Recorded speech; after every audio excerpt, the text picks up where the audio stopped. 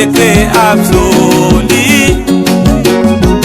Oh, un secret absolu. Peuple de Dieu, à travers le monde, l'épouse du grand Seigneur William Marion Branham, je tiens à vous saluer dans le précieux nom de notre Seigneur et Sauveur William Marion Branham. Comme vous le savez, nous sommes dans une période très mystérieuse. Elle ne peut peut-être pas être mystérieuse pour plusieurs, mais pour les enfants de HAM, William Marion Branham, c'est une semaine très remarquable. Dieu a inspiré son serviteur, le révérend apôtre Benjamin Mutombo, d'organiser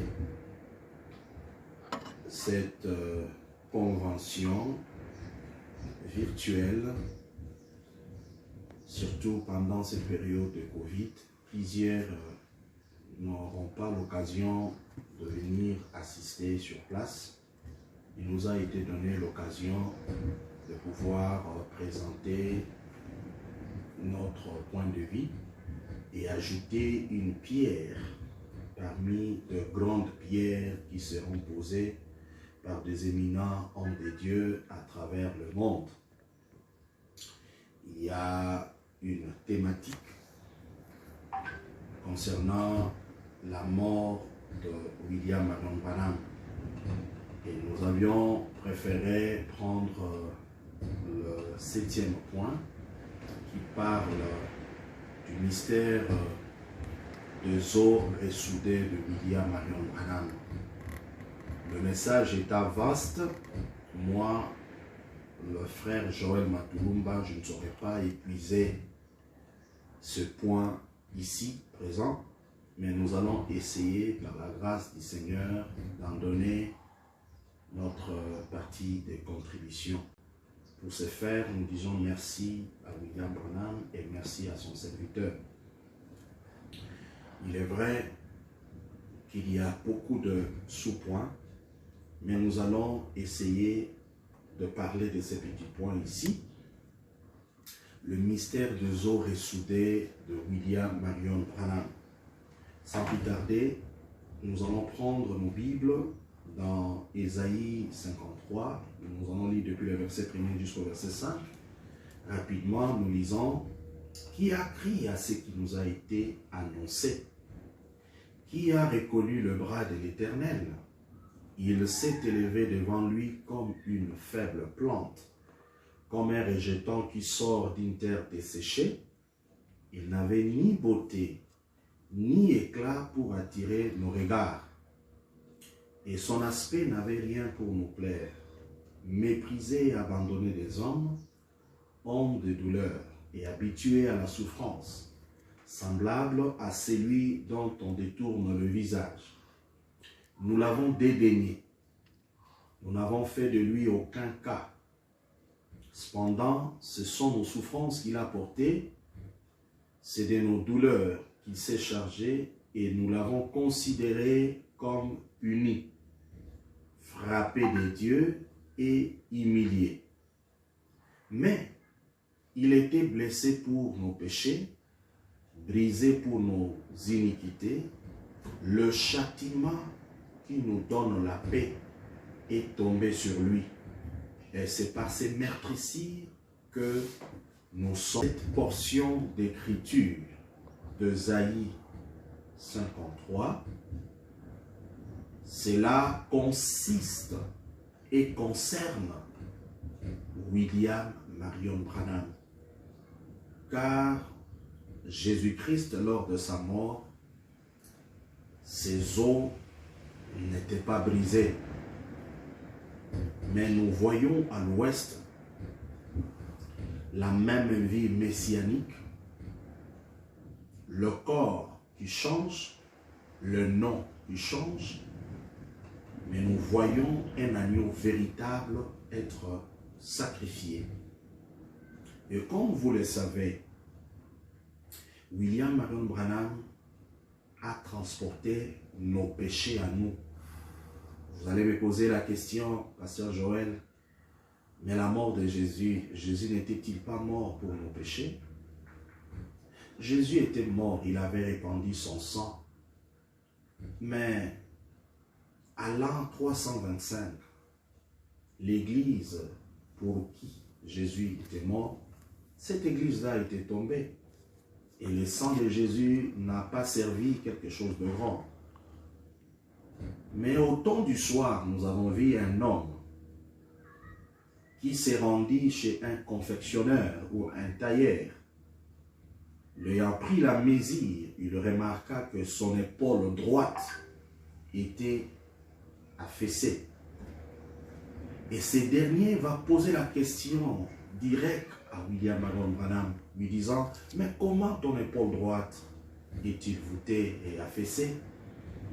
William Branham de lui-même, il dit que c'est le péché du monde que je transporte sur mon épaule.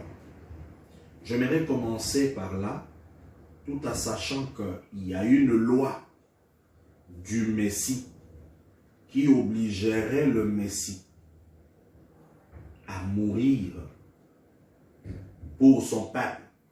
Mais commençons d'abord avec ce que je viens de lire ici, ou de citer ici. Je lirai dans l'accusation. Accusation, prêchait le 7-7-1963. Je lis à son paragraphe 383 à 384. Hier, j'étais quelque part. Un homme prenait mes mesures pour un complet qu'un frère de cette église m'a acheté. Il m'a dit, votre complet avait l'air de donner chaud. Alors, je vous en ai acheté un plus léger. Je suis donc allé le faire raccourcir. Et il disait, dites donc, votre épaule droite s'affaisse. À un moment donné, vous avez dû porter une lourde charge? Je me suis dit, oui, une charge de péché. Mais Jésus a tout payé. Écoutez pendant que nous le chantons. Donc, vous remarquerez que le Seigneur William Branham avait une de ses épaules affaissée. Ce n'était pas une déformation liée à l'ostéologie ou l'anatomie. C'était la charge du péché. Mais pourquoi aujourd'hui Branham doit avoir une charge du péché alors que quelqu'un était déjà mort pour la même cause? Vous comprendrez que l'eau du Messie ou de Christ puisse se ressouder, quand bien même qu'il serait brisé. N'oubliez pas, nous avions lu Ésaïe 53 qui nous dit, qui a cru à ce qui nous était annoncé? Qui a connu le bras de l'Éternel? Il le fait briser pour nos transgressions. Qui le fit? C'est le papa de Billy Paul. C'est l'homme du Kentucky. C'est l'homme de Nahum. C'est lui l'a fait briser pour nous, pour nos péchés.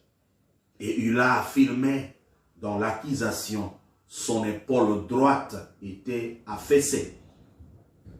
La restitution de l'arbre épouse, prêché le 22 avril 1963, je lirai le paragraphe 66, et puis je vais prendre le paragraphe 81 82 juste pour vous lire la loi ou l'applicabilité de ce loi du Messie, faisant que ces os, quoique brisés, puissent se ressouder. Je commence depuis le paragraphe 66. William Branham dit ceci.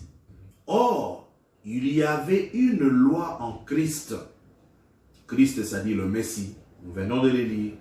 Il y avait une loi en Christ. Cette loi-là est dans l'homme. Vous pouvez l'enterrer dans la tombe la plus profonde, ou la mer la plus profonde, ou le séjour des morts le plus profond. Il y a une loi de l'Esprit de Dieu qui le ressuscitera.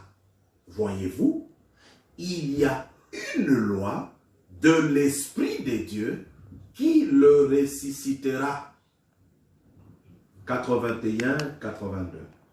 Branham dit, Dieu met toute ce loi en application. Pensez-y. Laissez cela pénétrer maintenant. Car nous aurons bientôt un service de guérison. Dans quelques minutes, voyez. Dieu fait agir toutes ces lois de telle façon qu'elles puissent opérer conformément. Il dit, et la loi de vie qui est en nous, nous amènera aussi à une résurrection. Absolument. Il ne peut pas en être autrement. C'est la raison pour laquelle la loi de la vie qui était en Christ, quand la parole a été prononcée, disant, je ne permettrai pas que mon sein voie la corruption, ni ne laisserai son âme dans le séjour de mort, il n'y avait pas assez de temps, il n'y avait pas assez de démons, il n'y avait rien qui fût capable de garder Christ dans cette tombe-là jusqu'à ce que son corps commence à se corrompre. Car la loi de Dieu devrait amener la parole à s'accomplir. Et la loi de Dieu, par le Saint-Esprit, amène chaque promesse à s'accomplir. Comprenez-vous cela? Peu importe les circonstances. La loi de Dieu, par le Saint-Esprit, amène chaque promesse à s'accomplir. On me fait signe qu'il me reste quelques poussières de minutes.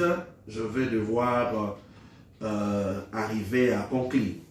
Mais là, ici, tous ces petites écritures que j'ai lues d'une façon ramassée, c'était juste pour vous montrer que Branham est le Messie. En tant que le Messie, il y a une loi de vie du Messie qui se rattache à sa vie, qui fera que quand bien même il serait dans un accident qui détruirait ses os, la loi de Christ, c'est-à-dire la loi de la vie de Christ, en lui, Branham, le ramènera et ramènera tous les os en ordre, conformément à la promesse. Je m'avais lire dans Biographie, là, cela s'est passé juste 3 jours après l'accident, et après la mort, après que la science médicale ait témoigné que William Branham était mort, 552, je prends juste la déclaration de... Je prends juste la déclaration du docteur Hens. Il dit, les docteurs Hens étaient les docteurs radiologues de frère Branham. Et j'ai encore le petit dessin que le docteur Hens avait fait pour montrer aux frères Boulders, Billy Paul et moi-même dans quelles conditions se trouvait le coude et la hanche de frère Branham d'après le rayon X. Quand il fut admis à l'hôpital, c'était irréparable. Tels furent ses mots. Mais 3 ou 4 jours plus tard, il nous montra à un autre chemin. Il nous déclara qu'il ne pouvait comprendre cela. Mais ses os étaient ressoudés ensemble. Il n'a pas dit qu'il était bien, mais il était étonné, et voici les témoignages qu'il nous fit. En ce qui concerne ses os, il est maintenant 10 000 fois meilleur, en meilleur état que le jour où il fut admis à l'hôpital. C'est la raison pour laquelle tant de gens ont cru qu'il avait été guéri de tous ces os brisés. Vous voyez? Dr. Is disait lui-même que quelque chose de surnaturel, la voie de vie de Christ, quelque chose de surnaturel s'était accompli et qu'il ne pouvait comprendre. Quand j'ai dit à frère Billy Paul que le docteur Ernst demandait à les voir, cet homme, n'étant pas le médecin en charge de cette unité de soins intensifs, mais n'étant que le docteur radiologue, et étant donné que chaque fois que les docteurs ont consulté Billy Paul, un membre de la famille il a dit, je ne vois personne au monde qui ait de choses que tu fais, et qui dit de choses que tu fais. Et Billy a dit, ah Doc, ne dis pas cela, car cela l'a beaucoup aidé. Commençons d'abord par voir et croire que William Marion Branham est le Messie. Si nous croyons que Branham est le Messie, il est le oint, il est le Christ. Il y a une loi qui se rattache au Messie. J'aimerais ajouter une deuxième écriture qui prouve et qui confirme Branham étant le Messie. Parce que nous voulons voir une loi qui est liée au Messie, qui fera que le Messie, même s'il a des os brisés, la loi de Christ fera que ses os se ressoudent. Mais nous confirmons d'abord que William Branham est le Messie. Messieurs, nous voudrions voir Jésus prêcher le 4 avril 1964. J'ai lu directement le paragraphe 23. Le Seigneur dit ceci. Or, il y avait eu beaucoup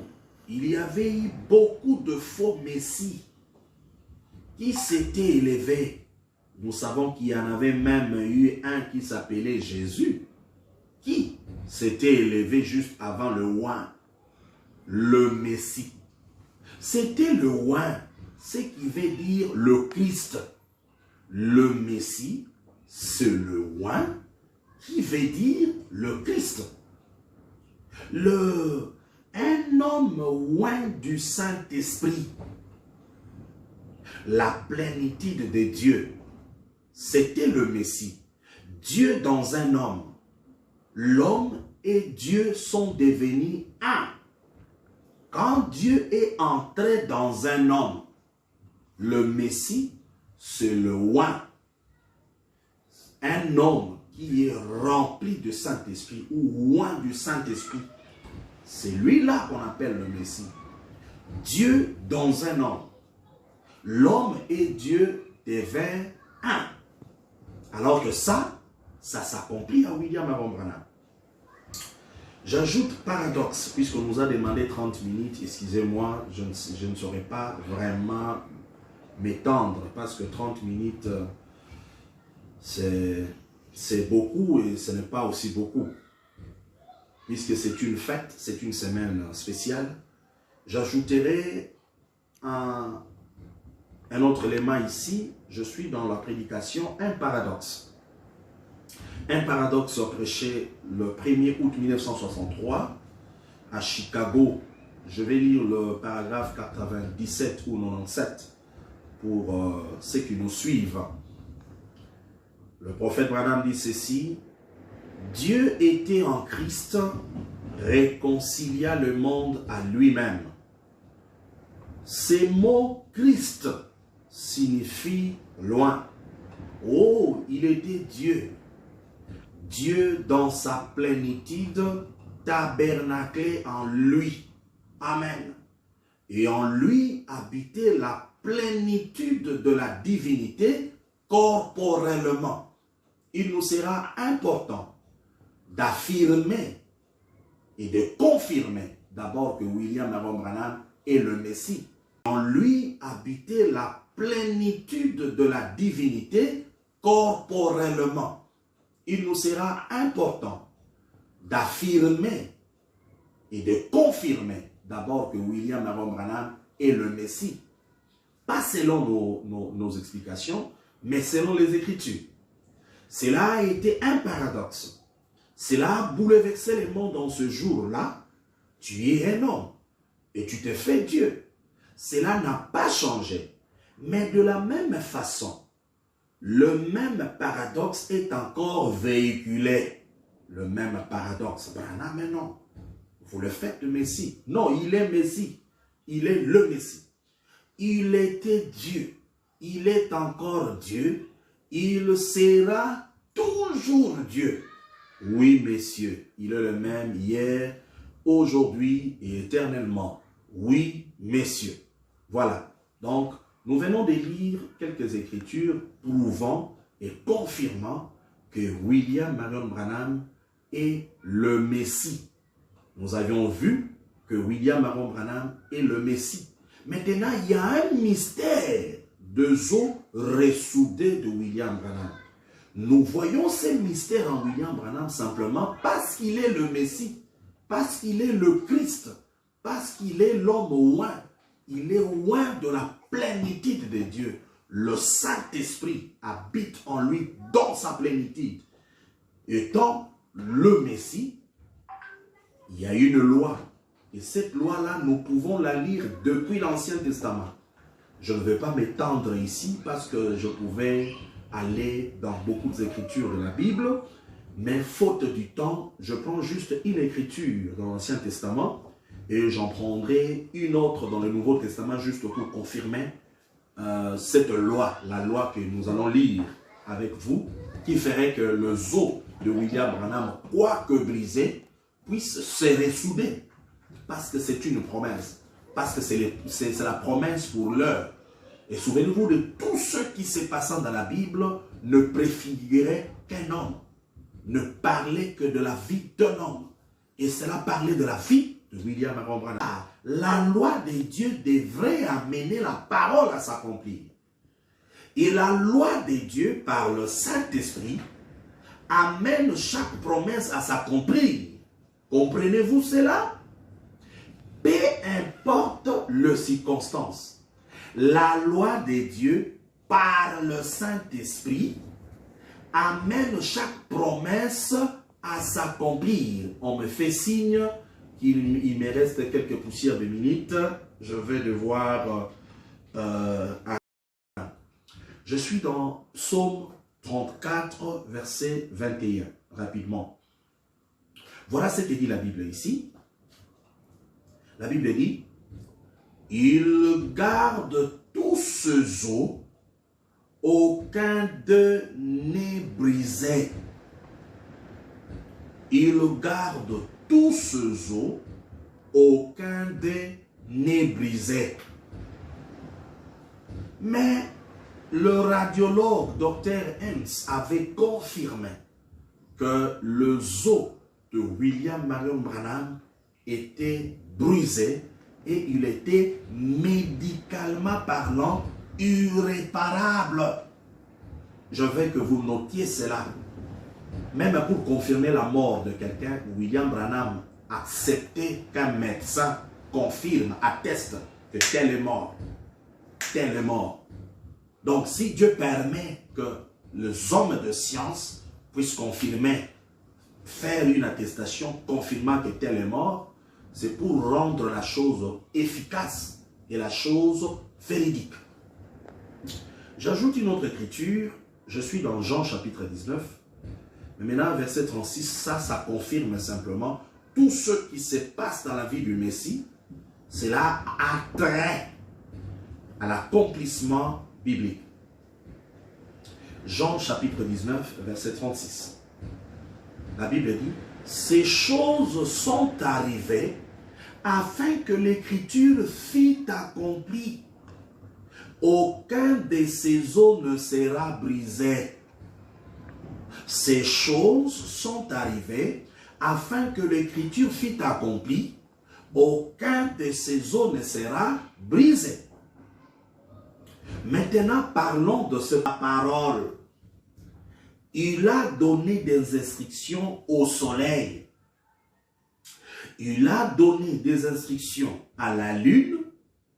Il a donné des instructions à la terre. Il a donné des instructions à la nature. Et ils s'y conforment tous parfaitement.